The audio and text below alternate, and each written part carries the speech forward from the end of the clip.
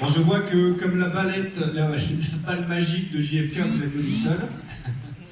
Donc, je vous remercie d'être tous venus pour la présentation en avant-première, juste après Deauville, du film Eric Kahn, que je vous dis pas, du nouveau film de Oliver Stone et JFK.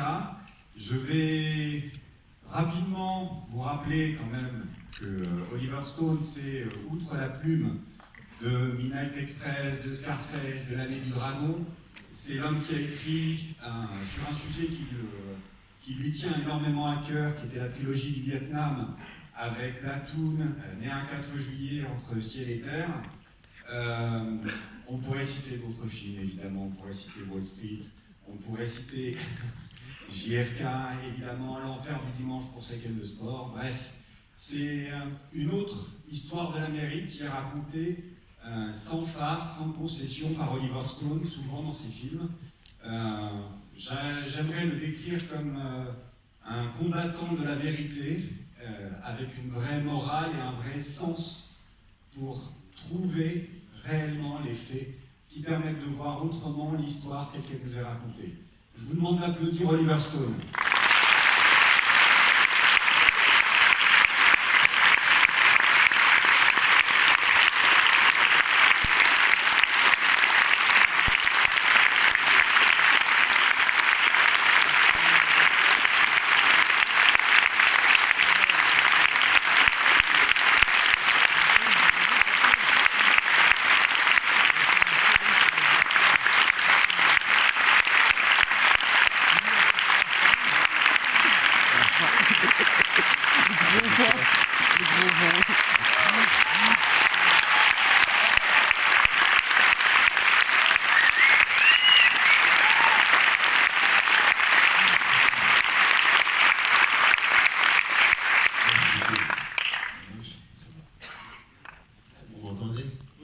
Oui.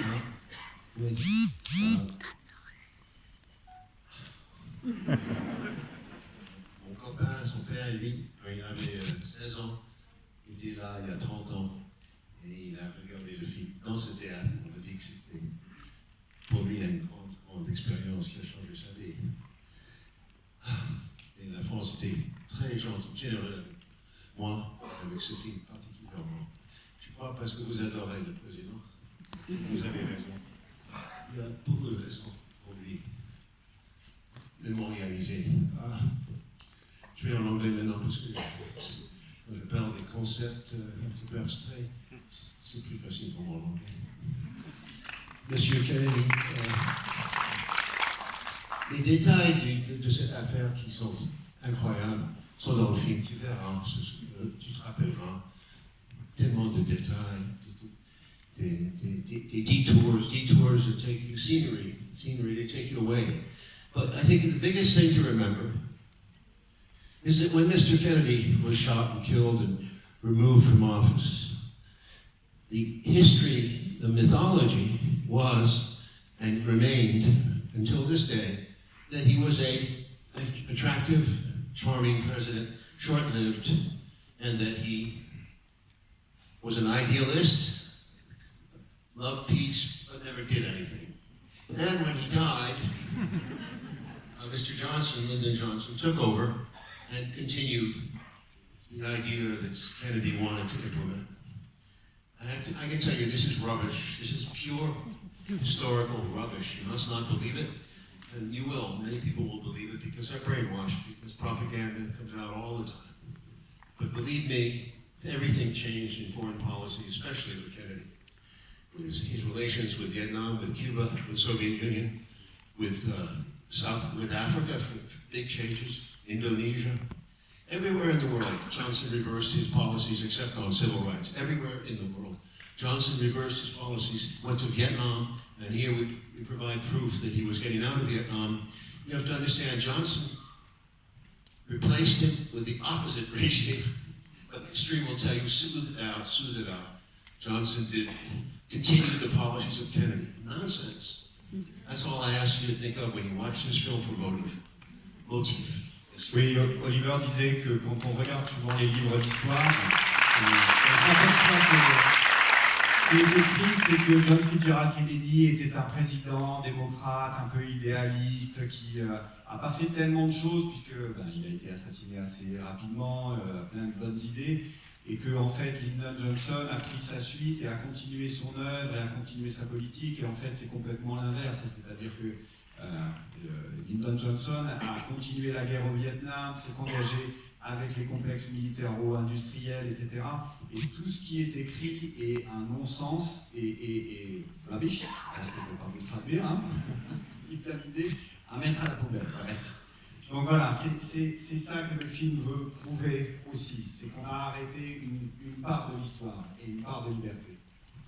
Ties today, obviously, because ever since President Kennedy was killed, there are two things that are very clear. After he died, murdered, the military-industrial never was checked. It continued to do what it wanted to do, and it grew into a huge monster. Two, the intelligence agencies, CIA primarily, but the other agencies that we have, all of them grew in autonomy and importance. The CIA has been unchecked, and that's one thing that Kennedy was trying to do, was to stop them from doing the things they were doing without permissions. He paid for this with his life, but we must not forget the lesson. And this is true for every government, the intelligence agencies and the military. We must not trust them. Oui, il y a deux choses qu'on va retenir, c'est que depuis la mort de Kennedy, le complexe militaro-industriel n'a cessé de grandir jusqu'à devenir un monstre, et les services secrets, la CIA, mais les services secrets en général, n'ont fait que croître aussi, gagner en autonomie, gagner en puissance, et c'est deux choses qui ont coûté la vie à Kennedy, parce que Kennedy voulait avoir un contrôle sur les services secrets. Il a payé le prix fort, celui de sa vie, et c'est une leçon, outre aux États-Unis, c'est une leçon qu'il faut toujours retenir dans n'importe quel pays. Merci.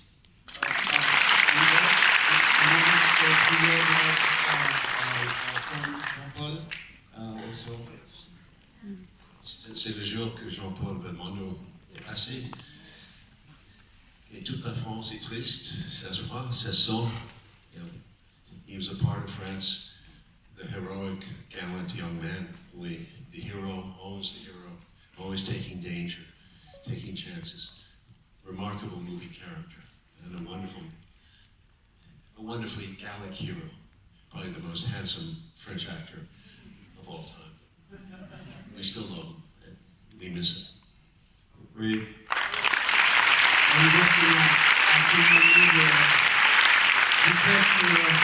Voilà, je crois qu'il y a beaucoup d'adjectifs qu'on pourrait attribuer à Jean-Paul Belmondo.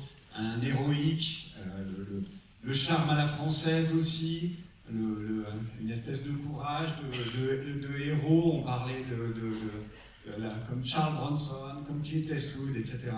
Voilà, donc il voulait lui témoigner aussi toute l'affection, parce qu'il sait que la France est très triste, forcément, ce soir. Voilà. Bon film, bonne séance. On reviendra après avec Oliver pour continuer une fois que vous aurez... et soyez très, très vigilants sur les détails, ils sont importants.